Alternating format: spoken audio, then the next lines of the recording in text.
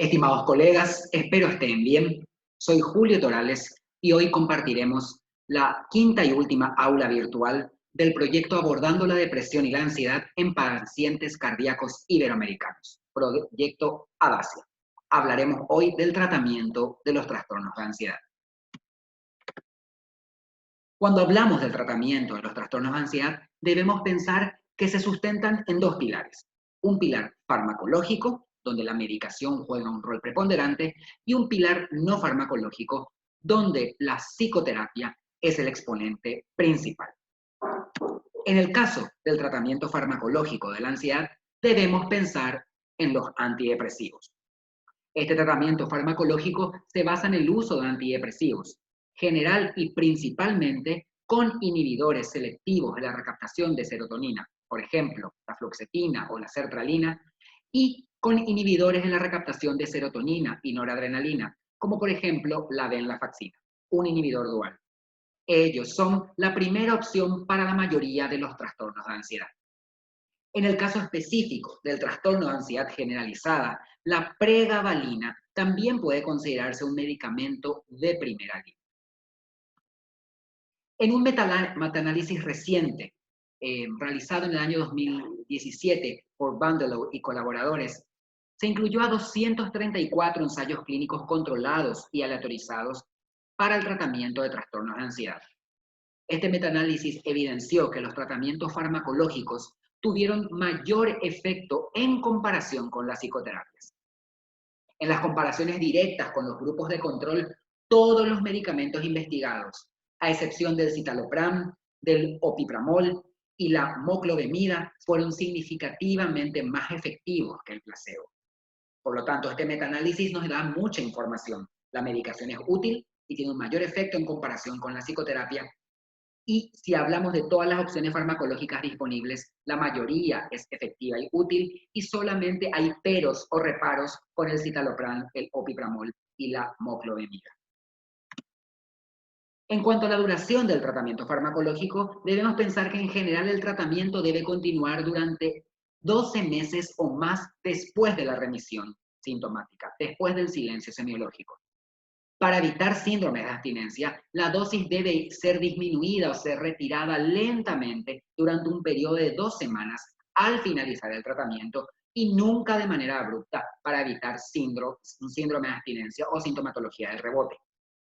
Es común que los pacientes tratados con medicación tengan una recaída inmediatamente después de suspender el medicamento.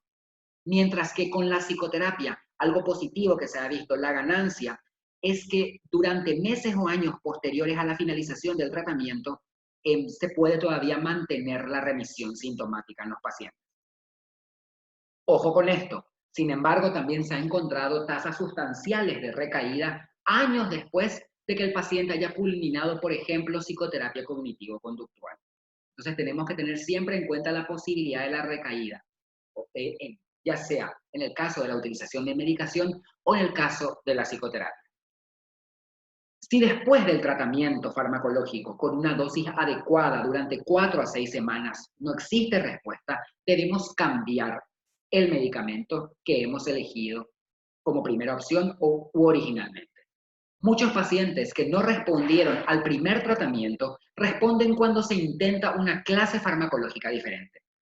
Por ejemplo, cambiar de un inhibidor selectivo de la recaptación de serotonina a otro inhibidor o a un inhibidor de la recaptación de serotonina y norepinefrina o viceversa. Lo que nosotros veíamos como un obstáculo, como que el paciente estaba trancado en su proceso terapéutico, puede llegar a destrancarse y el paciente mejorar si hacemos ese cambio de medicación, siempre que hayamos tenido una dosis adecuada durante 4 a 6 semanas y no hayamos encontrado respuesta adecuada. Si la respuesta es parcial o si la respuesta parcial se observa después de este periodo, ¿qué es lo que vamos a hacer? Pensamos que todavía existe posibilidad de que el paciente responda después de 4 a 6 semanas de terapia, pero con las dosis mayores posibles, con dosis aumentadas. En pacientes que no responden en absoluto a sustancias psicotrópicas, generalmente ahí recomendamos la adición de terapia cognitivo-conductual, es decir, de psicoterapia de corte cognitivo-conductual. Se puede utilizar una combinación de antidepresivos y benzodiazepinas en casos refractarios al tratamiento o en situaciones, por ejemplo, de crisis vitales. Sin embargo, debemos recordar y desalentar al uso de benzodiazepinas debido al riesgo de dependencia que presenta esta clase farmacológica y que puede perjudicar el proceso de extinción en exhibición de estos pacientes. Las benzodiazepinas deben ser utilizadas, pero con precaución y durante un tiempo limitado, prefiriéndose aquellas de semivida más prolongada, por ejemplo, el clonazepam, y con aquellas con formulaciones de liberación controlada como el alprazolam XR. ¿Qué hacemos cuando utilizamos semividas prolongadas o formulaciones de liberación modificada, de liberación controlada? Lo que evitamos es ese pico plasmático que hace el fármaco, que hace que el paciente se sienta muy bien en un corto periodo de tiempo y que quiera repetir las dosis cada vez más, iniciándose así un proceso de adicción. Cuando nosotros utilizamos semividas prolongadas o liberaciones modificadas o controladas, evitamos esos picos plasmáticos que podrían terminar generando dependencia y adicción en nuestros pacientes. Por eso siempre son preferibles este tipo de formulaciones. Los antidepresivos tricíclicos, como por ejemplo la clomipramina y la imipramina, pueden ser una opción cuando no hay respuesta a los inhibidores selectivos de recaptación de serotonina o a la venlafaxina, que como mencionamos al inicio de la charla, son la primera opción para el manejo de la mayoría de los trastornos de ansiedad, tanto los inhibidores selectivos como la venlafaxina. Recordar que los antidepresivos tricíclicos son efectivos, pero su perfil desfavorable de efectos adversos hace que siempre sean considerados de segunda opción. Por lo tanto, solamente van a ser preferidos cuando no hay respuesta a los inhibidores selectivos de la recaptación de serotonina o a la venlafaxina. Los inhibidores de la monoaminoxidasa pueden usarse en casos refractarios y específicamente de trastorno de ansiedad social, y se han identificado como fármacos probables de mayor poder terapéutico en este trastorno, obviamente siguiendo algunas pautas establecidas de nutrición y de interacciones farmacológicas que debemos cuidar cuando utilizamos inhibidores de la monoaminoxidasa. Sin embargo, y justamente por eso, no se recomienda su uso como primera opción debido al riesgo que presentan, a su perfil desfavorable de efectos adversos, y aquí un ojo con las crisis hipertensivas que pueden generar. Por lo tanto, nuevamente, no se consideran de primera opción. Siempre vamos a preferir a los inhibidores selectivos de recaptación de serotonina y a la venlafaxina. En cuanto al tratamiento no farmacológico de los trastornos de ansiedad, aquí lo primero que debemos hacer es ofrecer psicoeducación a todos los pacientes. ¿Qué vamos a incluir en la psicoeducación? Vamos a explicar el trastorno, la fisiología de los síntomas de ansiedad que se presentan en ellos y las posibilidades que existen para el tratamiento. Psicoeducar implica ganar mucho en el proceso terapéutico de cada uno de los pacientes y obviamente de cada una de las familias sufrientes alrededor del paciente. Algunos estudios han mostrado evidencia inicial de ciertos beneficios con medidas como, por ejemplo, disminuir la cafeína, el alcohol y la nicotina que pueden generar ansiedad en los pacientes, y además la práctica de la meditación a través de las técnicas de mindfulness, ejercicios físicos y de respiración como el Kundalini Yoga, el Tai Chi y la acupuntura. En el caso específico de los ejercicios físicos, lo recomendable siempre es un ejercicio de tipo aeróbico, como mínimo 3 veces por semana. Se recomienda 5 veces por semana, como mínimo 30 minutos. Un ejercicio aeróbico, bueno para el corazón, que ya se ha demostrado que incluso en monoterapia puede ayudar. Hace poco habíamos mencionado para las depresiones leves, cuando hablamos de tratamiento de la depresión, pero también en la ansiedad ayuda a mejorar la sintomatología ansiosa. La meditación, específicamente las técnicas de atención plena como el mindfulness, también ayudan a disminuir ese tono simpático aumentado en los pacientes, disminuir las hormonas del estrés, activar el tono vagal parasimpático a través de la respiración y ayudar a que el paciente se relaje. Entonces también es muy recomendable. Todas estas técnicas tienen evidencia inicial de beneficios y pueden apoyar al tratamiento psicoterapéutico o farmacológico en caso necesario.